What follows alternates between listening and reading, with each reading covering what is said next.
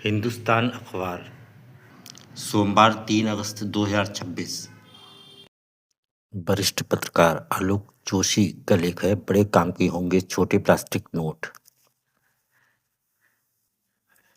अब चलेंगे प्लास्टिक के नोट। केंद्र सरकार ने रिजर्व बैंक के प्रस्ताव को हरी झंडी दिखा दी है कि 10 और 20 रुपए के 100 करोड़ प्लास्टिक के नोट छापे जाएं। इन नोटों के आने के साथ ही भारत की मुद्रा व्यवस्था में एक नए दौर की शुरुआत हो जाएगी। हालांकि यह नया विचार नहीं है, इस पर पहले से ही काम चल रहा है और 2010 से 2012 के दौरान तो रिजर्व बैंक ने आंध्र प्रदेश, राजस्थान, उड़ीसा, कर्नाटक, शिमला, कोच्चि, मैसूर, भुवनेश्वर और जयपुर सहित कुछ चुनिंदा क्षेत्रों में 10 रुपए के नोटों का परीक्षण के तौर पर चलाकर भी देखा था। पता चला है कि तब कुछ शिकायतें मिली थीं और एटीएम या नोट गिनने वाली मशीनों में इन नोटों के लिए जरूरी इंतजाम की कमी भी, नोटों की लागत भी एक समस्या लग रही थी। हालांकि रिजर्व बैंक की तरफ से इस परीक्षण की कोई ऐसी रिपोर्ट या समस्याओं की सूची सामने नहीं आई है। अब काफी अध्ययन और तैयारी के बाद बड़े पैमाने पर ट्रायल की योजना सामने रखी गई है। यहाँ प्लास्टिक के शब्द का इस्तेमाल भ्रामक हो सकता है, क्योंकि मुद्रा या खर्च के संदर्भ में प्लास्टिक का अर्थ अभी तक क्रेडिट या डेबिट कार्ड जैसे भुगतान के तरीके ही माने जाते रहे हैं। यहाँ जिन करेंसी नोटों का जिक्र हो रहा है वह रासायनिक तौर पर भी प्लास्टिक के नहीं, बल्कि एक खास किस्म की पॉलीप्रोपिलीन या पॉलीमर से बने नोट होते हैं। ये नोट बेहद उन्नत और बारीक तकनीक से तैयार होते हैं, जिसके कारण इनको बहुत मजबूत, सुरक्षित और टिकाऊ माना जाता है। बहुत से देशों में ये नोट सफलतापूर्वक चल भी रहे हैं। इनमें भारत की पड़ोसी भूटान और मालदीव जैसे देश भी शामिल हैं। दुनिया के दूसरे हिस्सों में भी अनेक देश पॉलीमर नोटों का इस्तेमाल कर रहे हैं, जिनकी भौगोलिक परिस्थितियाँ, मौसम और पर्यावरण भारत जैसे हैं। असल में नए पॉलीमर नोट पर विशेष कोटिंग होती है, जिससे ये आसानी से आपस में चिपकते नहीं हैं और इनकी सतह लंबे समय तक सुरक्षित रहती है। इस दौरान बैंकिंग कारोबार में भी काफ़ी तरक्की हो चुकी है और नए एटीएम, पैसे जमा करने वाली मशीनें, करेंसी गिनने व छाँटने वाली मशीनें भी पॉलीमर नोटों को पहचानने, गिनने और छाँटने का काम कर सकती हैं। यानी पिछले पायलट प्रोजेक्ट के सामने जो अड़चनें आईं, उनमें से ज़्यादातर अब दूर हो चुकी हैं। तो फिर बैंकिंग सिस्टम के सॉफ्टवेयर और हार्डवेयर में ज़रूरी बदलाव किए जाएंगे। हालांकि उसके लिए वक्त है, क्योंकि अभी जो 10 और 20 के वाले नोट जारी हैं उन्हें वे एटीएम में नहीं डाले जाते हैं। पॉलीमर नोटों की सबसे बड़ी खासियत उनकी लंबी उम्र यानी टिकाऊपन है, खासकर छोटे नोट जैसे 10 और 20 रुपए वाले, क्योंकि बहुत ज़्यादा इस्तेमाल होते हैं इसलिए जल्दी फट जाते हैं, गंदे हो जाते हैं या फिर धूल, पसीने व नमी से खराब हो जाते हैं। इसलिए भारत जैसे देश में 10-20 रुपए के नोटों की औसत उम्र काफ़ी कम हो जाती है। पॉलीमर नोट कागज़ के नोटों के मुकाबले 2.5 से 4 गुना ज़्यादा समय तक चल सकते हैं। इसका मतलब ये हुआ कि इसका मतलब ये हुआ रिजर्व बैंक का खर्च आखिरकार कम हो जाएगा, क्योंकि नए नोट छापने की जरूरत धीरे धीरे कम होने लगेगी। पॉलीमर नोटों का एक और बड़ा फायदा है नकली नोटों से मुकाबला। अभी छोटे नोटों का परीक्षण है, जिसमें नकली नोटों की समस्या कम होती है, पर पॉलीमर नोटों में कुछ हिस्सा एकदम खिड़की की तरह पारदर्शी हो जाता है। इनमें काफ़ी पेचीदा होलोग्राफिक इफेक्ट इस्तेमाल किए जा सकते हैं। इसके अलावा उन्नत किस्म की सुरक्षा के लिए ऑप्टिकल और दूसरे तत्व भी काफ़ी आसानी से इस्तेमाल किए जा सकते हैं। ऐसे नोटों की नकल करना कागजी नोटों के मुकाबले काफ़ी मुश्किल और महंगा भी है। अब एक बड़ा सवाल उठता है कि पॉलीमर नोट अपनाना क्या पर्यावरण के साथ छल नहीं होगा? इसके दो अहम पहलू हैं। एक तो यह है कि कागज़ के नोट भी पर्यावरण के लिए खास लाभदायक नहीं है। कागज़ के लिए पेड़ों की बलि देनी पड़ती है। दूसरे पॉलीमर नोट क्योंकि लंबे समय तक चलते हैं, इसलिए अपेक्षाकृत कम नोट छापने से गुजारा हो जाएगा। कि पॉलीथीन की बेरोक टोक फैलाव जैसा डर भी नहीं, क्योंकि नोट की कीमत इतनी होती है कि लोग इसे संभाल कर ही रखेंगे। हालांकि प्लास्टिक के इस्तेमाल से जुड़ी आशंकाएं बेबुनियाद नहीं है, मगर तमीज से इनका इस्तेमाल हो और रिजर्व बैंक इनकी रिसाइकलिंग का पक्का इंतजाम करे तो फिर पर्यावरण को होने वाला नुकसान शायद कागज़ के नोटों के मुकाबले कम हो सकता है। सबसे पहले ऑस्ट्रेलिया ने सन 1988 में पहला पूर्ण पॉलीमर नोट जारी किया था। उसका अनुभव काफ़ी सफल माना जाता है। इसके बाद कनाडा, न्यूजीलैंड, सिंगापुर और ब्रिटेन जैसे देशों में ही नहीं बल्कि ब्रुनेई, वियतनाम, रोमानिया, नाइजीरिया और निकारागुआ में ने भी आंशिक या पूरी तरह से पॉलीमर नोट इस्तेमाल करने शुरू की है। पड़ोसी देश भूटान, श्रीलंका, नेपाल और बांग्लादेश ही नहीं, पाकिस्तान भी इनको आजमाने की राह पर है। पिछले वित्त वर्ष के आखिर में भारत ने 41,48,000 करोड़ रुपए की मुद्रा प्रचलन में थी। अभी जो पॉलीमर नोट छापे जाने का प्रस्ताव है, उसमें कुल 3,000 करोड़ के नोट छपेंगे। रिजर्व बैंक यही नहीं बताता कि अलग-अलग मूल्य के नोटों को छापने पर उसका खर्च कितना होता है। लेकिन पिछले वित्त वर्ष में करेंसी नोट छापने पर कुल 4,875 करोड़ रुपए खर्च किए गए। यहाँ एक सवाल यह भी उठता है कि कैशलेस लेन-देन को बढ़ावा देने की तमाम कोशिशों और इसमें मिली अपार सफलता के बाद भी नोटबंदी से अब तक करेंसी के में करीब 2.5 गुना बढ़त क्या कहती है। जो भी हो, बदलती दुनिया और बदलते वक्त के साथ चलने के लिए ज़रूरी है कि भारत इस मोर्चे पर गंभीरता से विचार करे, थोक-पीट कर परीक्षण करे और फिर चरणबद्ध तरीके से बदलाव पर काम करे। ऐसा हुआ तो उम्मीद है कि जल्द ही पॉलीमर नोट आपकी अपनी जेब में भी होंगे।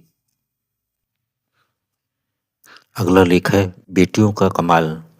राष्ट्रमंडल खेलों में भारतीय खिलाड़ियों को प्रदर्शन आकर्षित करने वाला तो है ही, यह भविष्य के लिए भी उम्मीद भी देता है। पदक तालिका में चौथे स्थान पर भारत उस स्थिति में खड़ा है जब भारतीय खिलाड़ियों के दबदबे वाले कई खेल इस बार के आयोजन में शामिल ही नहीं किए गए।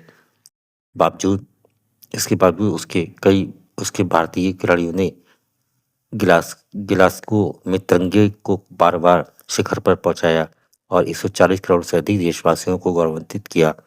हमारे खिलाड़ियों ने मुक्केबाजी, भारोत्तोलन और जूडो में शानदार प्रदर्शन किया, बल्कि पहली बार बॉक्सिंग में 7 स्वर्ण पदक जीते हैं। सबसे अहम बात यह है कि बेटियों ने स्वर्ण पदकों की झड़ी लगा दी है। मीराबाई चानू से जो शुरुआत हुई, तो फिर इस कतार में शर्मिला, अस्मिता, प्रीति पवार, साक्षी चौधरी, प्रिया धनदास, आरुधंती चौधरी, जैस्मीन जैसे नाम जुड़ते चले गए। अब ये सिर्फ नाम ही नहीं हैं, उनका सबसे ऊंचे पोडियम पर खड़ा होना खास गौरवशाली है। वे न सिर्फ अपनी जैसी अनगिनत प्रतिभाओं को प्रेरित करेंगी, बल्कि हमारे खेल से जुड़े कर्तव्यताओं को और उत्साहित करेंगी कि वे ग्रामीण क्षेत्रों पर भी ध्यान दें।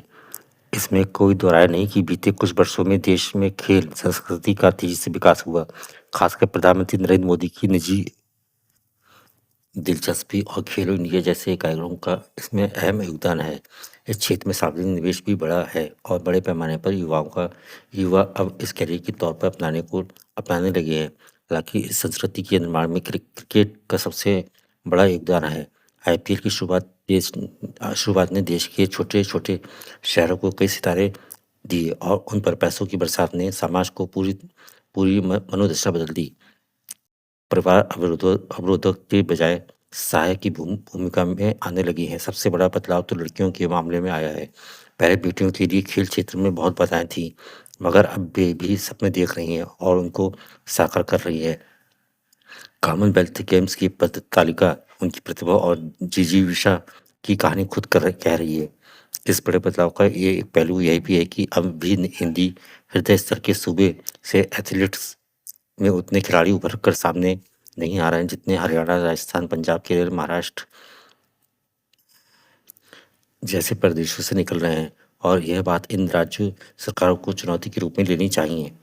ऐसा नहीं कि इन राज्यों के इस पास प्रतिभाएं नहीं है।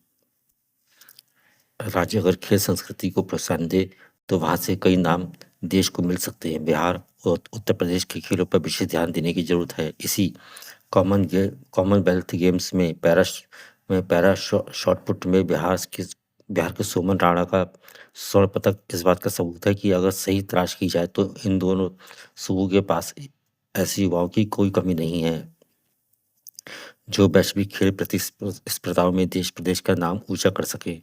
अगले राष्ट्रमंडल खेल अहमदाबाद में होने वाले हैं। हमारी कोशिश होना चाहिए कि हम 2010 कॉमनवेल्थ खेलों की पदक संख्या से आगे निकल सके। फिलहाल देश अपनी उन बेटियों के स्वागत की तैयारी करे जिन्होंने ग्लासगो में भारत का परचम बुलंद किया है। अगला लेख है निर्यात नीति। भारत सरकार उद्योग और व्यापार मंत्री श्री हरिकृष्ण मेहता ने निर्यात सलाहकार काउंसिल के सामने भारत सरकार की निर्यात नीति पर विशद प्रकाश डाला है। प्रत्येक देश को आयात और निर्यात करना होता है। यदि कोई देश आयात अधिक करता है और निर्यात कम, तो व्यापारिक दृष्टि से उसकी स्थिति अच्छी नहीं समझी जाती। उसे अपने आयात का मूल्य चुकाने के लिए विदेशी मुद्रा की कमी पड़ जाएगी, जो निर्यात द्वारा अर्जित की जाती है। इसलिए प्रत्येक देश का आयात और निर्यात कम से कम संतुलित अवश्य होना चाहिए। इस देश में रुपए का अवमूल्यन किया गया।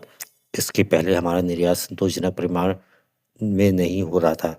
हम आयात अधिक कर रहे थे और निर्यात कम, और इस कारण हमने अपने पौंड पावने का संचित राशि का बहुत सा भाग खर्च कर डाला। विदेशी बाजारों में हमारे माल की मांग काफी बढ़ गई और हम विदेशी मुद्रा के अपने संचित कोष को बढ़ा पाए। यह कारण तो था ही कि मूल्य की दृष्टि से हमारा माल अन्य देशों की सफल प्रतिद्वंदिता करने में समर्थ था। इसके अतिरिक्त कोरिया में युद्धबंदी की संभावना के फलस्वरूप विदेशी मीडिया में वस्तुओं के भाव गिरे हैं। हमको विदेशी बाजारों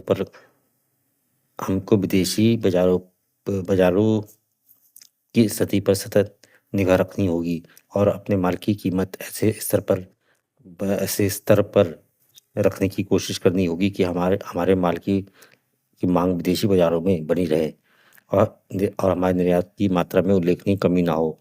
जो निर्यात कर वसूल किया जाता है, इसका मूल्य स्तर पर काफी असर पड़ता है। हमारे निर्यात व्यापार के हित में आवश्यक होने पर सरकार निर्यात का करों में उचित संशोधन करने के लिए प्रस्तुत रहेगी, ऐसी आशा की जा सकती है। सरकार को अपनी निर्यात नीति स्थिर करने में एक और बात का ख्याल रखना पड़ता है। देश के भीतर जो माल उत्पन्न होता है उसका हम अंधाधुंध निर्यात नहीं कर सकते। यदि निर्यात अनियंत्रित हो तो देश के आर्थिक जीवन में संकट पैदा हो सकता है। वरिष्ठ पत्रकार चमा शर्मा का लेख है, जैन अल्फा की शिकायतों से आगे फिरना गलत होगा। देश में जैन जी आंदोलन की आग अभी ठंडी भी नहीं हुई थी कि खबर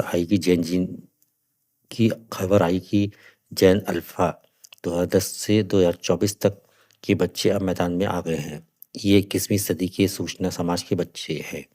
दुनिया भर की खबरें मोबाइल टीवी के जरिए देखते हैं। इनके बारे में अब मजाक किया जाने लगा है कि ये तो मोबाइल हाथ में ही लेकर पैदा हुए हैं।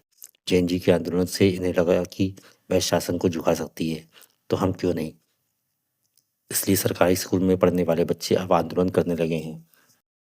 उत्तर प्रदेश के फतेहपुर में एक सरकारी इंटर कॉलेज की कक्षा 6 से लेकर 12 तक के करीब 1500 बच्चे अपने संस्थान के सामने धरने पर बैठ गए। उनकी यह शिकायत थी कि कॉलेज में उन्हें मामूली सुविधाएं भी उपलब्ध नहीं है। बच्चों की मांग थी कि बिजली रहे, टूटे पंखे ठीक किए जाए, शौचालय स्वच्छ शौचालय की व्यवस्था हो, कक्षा के लिए पर्याप्त कमरे हों, पीने को साफ पानी मिले, खेल सुविधाएं हो। कॉलेज प्रशासन ने उनकी मांग को मान लिया। कॉलेज प्रशासन का कहना है कि कुछ बड़े बच्चों ने जो हालिया जैन जी आंदोलन में शामिल हुए थे, इसे शुरू किया है। जालौर और बाड़मेर राजस्थान में भी स्कूली बच्चों ने विरोध प्रदर्शन किए। जालौर में उन्होंने स्कूल गेट पर ताला जड़ दिया। उनकी शिकायत थी कि प्राइमरी कक्षाओं में अध्यापकों की कमी है। बाड़मेर के बच्चों की भी यही मांग थी। उनका कहना था कि न जाने कब से कई विषयों के अध्यापकों के पद खाली पड़े हैं, इसलिए उनकी ढंग से पढ़ाई भी नहीं हो पा रही। इन प्रदर्शनों में बड़ी संख्या में लड़कियों ने भाग लिया। सरकार ने बच्चों की मांगों पर ध्यान देते हुए 80 स्कूलों में जहां अध्यापकों की कमी थी फौरन अध्यापक नियुक्त किए। बिहार के गया में एक स्कूल के दर्जनों बच्चे एसडीएम के दफ्तर तक बाकायदा जुलूस लेकर निकल पड़े।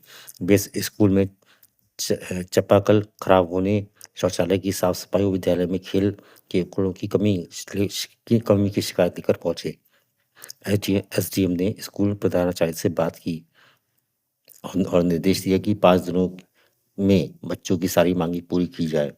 कर्नाटक के कर्नाटक में बच्चों ने 4 घंटे तक राजमार्ग को जाम कर दिया क्योंकि वहाँ सरकारी बसें उनके गाँव में बस स्टॉप पर ना रुककर कहीं दूर रुका करती थीं। इससे वे स्कूल नहीं जा पाते थे। ध्यान रहे ध्यान से देखें तो बच्चे जिन सुविधाओं के लिए आंदोलित हैं, वे उन्हें मिलनी ही चाहिए। आखिर वे क्यों नहीं उन्हें मिलती? यदि स्कूलों में साफ पानी, पर्याप्त कक्ष, खेलने के मैदान व उपकरण व अध्यापक ही नहीं होंगे तो वे क्या करेंगे? स्कूल प्रशासन व अधिकारी तब तक ध्यान नहीं क्यों नहीं देते जब तक कि ये शिकायत ना हो, बच्चे अपना गुस्सा प्रदर्शित ना करने लगें। अक्सर यह शिकायत की जाती है कि सरकारी स्कूल बंद हो रहे हैं, उनमें बच्चे आते ही नहीं। जाएँ भी तो कैसे यदि उनमें बुनियादी सुविधाएँ तक उपलब्ध नहीं हैं। सरकारी स्कूलों में दी जाने वाली शिक्षा सस्ती है, हालाँकि उनमें पढ़ाने वाले नियमित अध्यापकाओं की वेतन ठीक-ठाक है। इनके मुकाबले निजी स्कूलों में शिक्षा महँगी है, पर शिक्षिकाओं के वेतन सरकारी स्कूल से कम है। विडंबना देखिए, जहाँ वेतन ज़्यादा है, वहाँ शिक्षकों की शिकायतें आती रहती हैं। उनमें से कई शिक्षक तो स्कूल ही नहीं आते, अपने दायित्व की आउटसोर्स कर देते हैं या जो विषय पढ़ाने आए हैं, वह ही उन्हें नहीं आता। निजी स्कूलों में ऐसा संभव नहीं है। सरकार को सोचना चाहिए कि अध्यापकों की भर्ती करते समय वह योग्यता की बहुत स्तरीय परख करें ताकि शिक्षक अपने विषय तो पढ़ा सके, समय पे स्कूल आ सके। गौर करने की बात है कि जैन अल्फा के बच्चे उस उम्र के हैं जहाँ एडवेंचर बहुत भाता है। मान लीजिए धरना प्रदर्शन करते ये कुछ ऐसा कर बैठे जिसकी इनकी जान को खतरा पैदा हो जाए और अथवा किसी और को नुकसान पहुंचे, तब क्या होगा? इन दिनों राजनीति के बड़े खिलाड़ी इन्हें भड़का रहे हैं और इन्हें भी औरों की तरह उकसा रहे हैं कि वे सड़क पर आ जाए। इसलिए इन नौनिहालों के स्कूलों को अहाते में पढ़ने के लिए माकूल सुविधाएं मुहैया कराना बहुत जरूरी है। अमृत साधना का लेख है सफलता का असली अर्थ। बहुत खुशी की बात है कि शिक्षा को लेकर देश में बड़ी उथल-पुथल मची है। इसी मंथन से नया ढांचा तैयार होगा। अब तक हम बड़े आत्मसंतुष्ट थे कि हमारी शिक्षा सर्वश्रेष्ठ है, लेकिन उसके जो परिणाम निकल रहे हैं, उनसे पता चल रहा है कि कहीं कोई बुनियादी चूक है। अन्यथा इतना असंतुष्ट नई पीढ़ी तैयार नहीं होती। सवाल है, युवाओं में इतना आक्रोश कहाँ से आता है? ओशो स्वयं एक शिक्षक थे और उन्होंने उस समय भी शिक्षा की स्थिति से व्यथित होकर आमूल-चूल बदलाव के सुझाव दिए थे।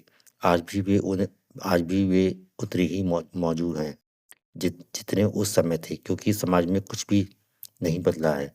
ओशो कहते हैं, महत्वाकांक्षा से बड़ा दूसरा कोई ज़हर नहीं है, लेकिन महत्वाकांक्षा के सिवाय हम और क्या सिखाते हैं? पहले ही वर्ष से बच्चों को हम आगे निकलने की होड़ सिखाते हैं, पर प्रथम आने की ये पर प्रथम आने की दौड़ में मनुष्य को विक्षिप्त करती रही है। यह हमें ख्याल भी नहीं है कि मनुष्य के मन को महत्वाकांक्षा कहाँ पहुँचाती है। जब कोई व्यक्ति प्रथम आने की कोशिश में लगा होता है, बल्कि वह दूसरों को दुखी करने का सुख होता है। जो पीछे छूट गए और जिनकी आंखें आंसू से भरी हैं, उन्हीं से वह मुस्कुराहट निर्मित होती है जो प्रथम आने वाले की थी। महत्वाकांक्षा इसलिए अनिवार्य रूप से हिंसा सिखाती है। वह हिंसा का गहरे से गहरा परिणाम है। ऊपर से दिखाते हैं कि सबकी दोस्त है, लेकिन अंदर से सभी दुश्मन मालूम होते हैं। और फिर जब एक बार युवा होते होते तक चित्त इसमें दीक्षित हो जाता है, तो फिर जीवन भर इसी दौड़ में दौड़ता है। फिर किनके कंधों पर पैर रखने पड़ते हैं, किनकी लाशों को सीढ़ियाँ बनानी पड़ती हैं। इस पर कोई ध्यान नहीं दे जाता। जैसे हर बीज फूल बनने के लिए पैदा होता है, ठीक उसी तरह हर व्यक्ति अपने गुणों को खिलावट के लिए पैदा होता है। अपनी संभावनाओं को वास्तविक करने के लिए पैदा होता है। इसलिए दो बच्चों की तुलना करना बंद करें। यह बच्चे तुलना बंद करें। यह तुलना बहुत घातक है। यह बच्चे के आत्मविश्वास को कमजोर कर देती है। यह हर एक मनुष्य अनूठा है। कोई इंसान दूसरे जैसा हो भी नहीं सकता। इसके विपरीत सीखना इसलिए भी हो सकता है कि बच्चों को उसमें आनंद आए। गणित कोई इसलिए सीखे कि गणित सीखना उसका आनंद है, क्योंकि कोई काव्य इसलिए सीखे कि काव्य करने में उसे आनंद आता है। स्वतः सुखाए। हमेशा दूसरों के साथ प्रतिस्पर्धा करके ही सफलता नहीं मिलती। असली विकास तो तब होता है जब स्वयं के साथ स्पर्धा करें कि मन रोज रोज नया हो जाए। सुबह का सूरज हमें बिल्कुल नया दिखे। आज के सारे पूरे हो चुके हैं।